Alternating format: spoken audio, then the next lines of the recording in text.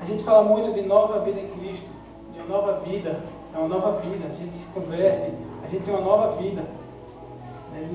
E a gente cita muito um versículo que diz, não mais vivo eu, mas Cristo vive em mim. Como que Ele vive em mim?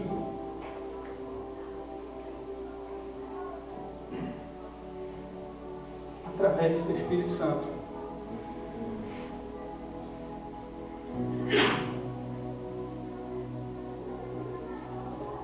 Nesse texto de Atos 1, depois que Jesus fala essas coisas, ele diz: esperem em Jerusalém, esperem a promessa. Aguardem em Jerusalém a promessa. E eu vi historiadores dizendo que tinha uns 500 irmãos, alguns não aguentaram mais esperar, foram embora e ficaram 120. Quando diz lá em Atos 2, o dia de Pentecostes, quando a promessa veio sobre eles. O Espírito Santo desceu sobre eles. Eles estavam orando lá, aguardando a promessa. Nem eles sabiam que promessa era essa. E de repente, como um vento impetuoso, o Espírito Santo entrou naquele lugar e foi distribuído entre eles línguas como que de fogo. Então os discípulos, eles não começaram nada enquanto o Espírito Santo não fosse derramado sobre eles. O próprio Jesus, quando ele andou aqui na terra, ele não fez nada enquanto o Espírito Santo não desceu sobre ele como uma pomba. No dia em que João Batista o batizou, quando ele saiu das águas, a Bíblia diz que o Espírito Santo desceu sobre ele. E uma voz do céu disse: "Esse é meu filho amado, em quem me comprazo." E logo depois disso, ele foi enviado para o deserto para jejuar 40 dias. E ali ele começou. E foi enviado para o deserto pelo Espírito, a Bíblia diz. Então não existe cristianismo, não existe igreja sem o Espírito Santo. Eu quero que a gente entenda que Ele também é Deus. O Espírito Santo, Ele também é Deus. Quão importante Deus é para nós, Deus Pai, quão importante Jesus é para nós, assim o Espírito Santo também é.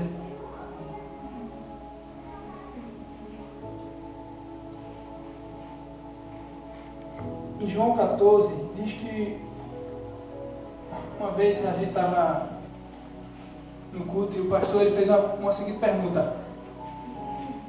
Ele perguntou: o que nos faz diferente dos demais povos da terra? O que faz diferente um cristão genuíno do mundo, de quem não recebe a Cristo como Senhor da sua vida? Qual é a diferença? Onde está a diferença? São as músicas que nós cantamos? São as roupas que nós vestimos, que não são tão sensuais, tal? É porque a gente não vai para baladas, enfim, a gente não bebe? É essa a nossa diferença? Não é essa a nossa diferença. Porque em João 14 diz, 14:16,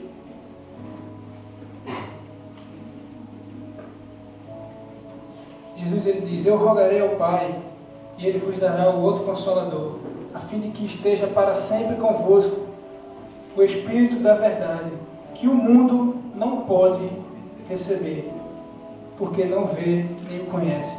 Vós o conheceis, porque Ele habita convosco e estará em vós. Não vos deixei órfão, voltarei para vós outros. Então a diferença é o Espírito da verdade, que o mundo não pode receber. Mas eu e você temos esse privilégio. Essa é a diferença. Quando Jesus separa um povo para si, que a Bíblia diz que Ele separa um povo exclusivo para Ele, Ele santifica um povo exclusivo para Ele.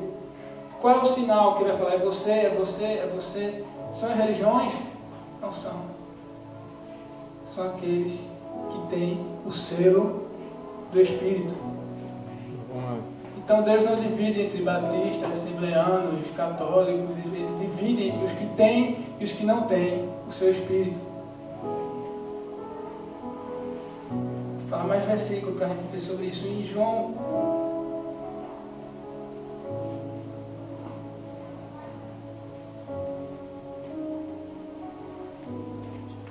15, não precisa abrir não, mas ele diz, não vamos abrir, a gente já está aqui no João 14,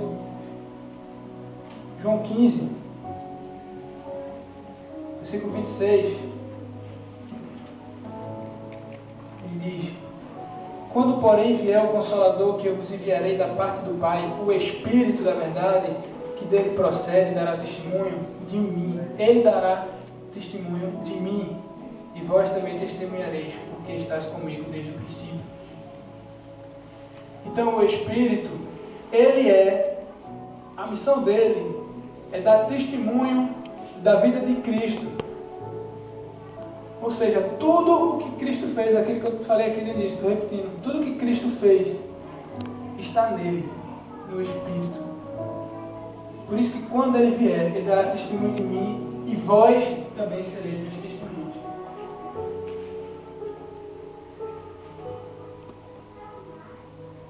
Em João 16:6, e agora eu quero que a gente vai ler um texto mais longo.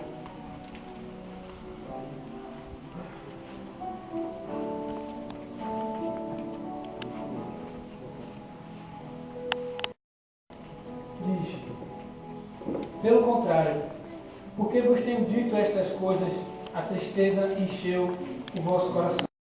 Quais são essas coisas que ele está dizendo? Ele estava dizendo que ele ia ter que ir embora. Eu vou ter que ir embora, ele está dizendo, eu vou ter que ir para junto do meu pai. E que diz que por ele estar dizendo isso, os discípulos ficaram tristes. Aí versículo 7. Mas eu vos digo a verdade, é necessário que eu vá, porque se eu não for, o Consolador não virá para vós outros. Se porém eu for, eu vos enviarei.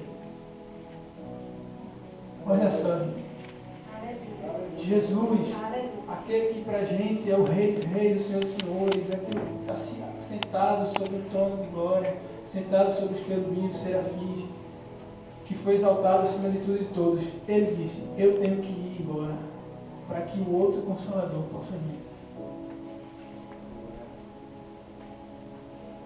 É por isso que ele falou, eu não vos deixarei órfãos.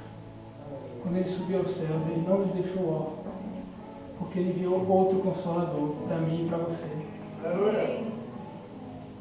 É o Espírito que habita dentro de nós. Ele continua, quando ele vier,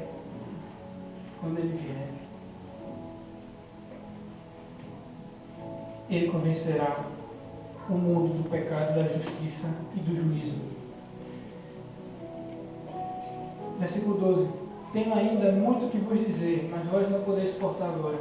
Mas quando vier, porém, o Espírito da verdade, ele vos guiará a toda a verdade, porque não falará por si mesmo, mas dirá tudo o que tiver ouvido e vos anunciará as coisas que hão de vir. Ele me glorificará, porque há de receber do que é meu e vou-lo-á de anunciar. Tudo quanto o Pai tem é meu, por isso é que vos disse que há de receber do que é meu e vou-lo-á de anunciar.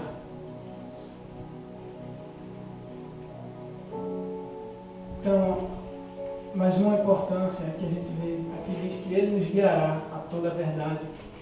A gente busca a verdade, a gente quer conhecer a verdade, a gente quer se santificar na verdade.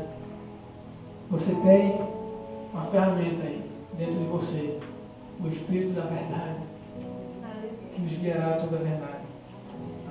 E ele continua, versículo 16. Jesus começa a falar um pouco mais difícil. Ele diz, um pouco e não me vereis, outra vez um pouco e ver-me-eis. Então alguns dos seus discípulos disseram uns aos outros, o que quer dizer isto? Que nos diz, um pouco e não me vereis, e outra vez um pouco e ver-me-eis. E vou para o Pai. Diziam, pois, o que vem a ser esse um pouco? Não compreendemos o que quer dizer esse um pouco. Nós vamos entender agora o que quer dizer esse um pouco. Ele continua. Percebendo Jesus, desejava interrogá-lo, perguntou-lhes, indagais entre vós a respeito disto que vos disse, um pouco e não me vereis, mais um pouco e me vereis. Em verdade vos digo que chorareis e vos lamentareis, e o mundo se alegrará. Vós ficareis tristes, mas a vossa tristeza se converterá em alegria. A mulher, quando está para dar à luz, tem tristeza, porque a sua hora é chegada. Mas depois de nascido o menino, já não se lembra da aflição, pelo prazer de ter nascido ao mundo um homem.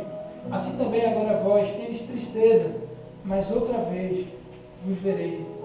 O vosso coração se alegrará, e a vossa alegria ninguém poderá tirar. Naquele dia, nada me perguntareis. Em verdade vos digo, se pedirdes alguma coisa do Pai, Ele vos concederá em meu nome. Até agora nada tendes. Pedid em meu nome, pedi e recebereis, para que a vossa alegria seja completa.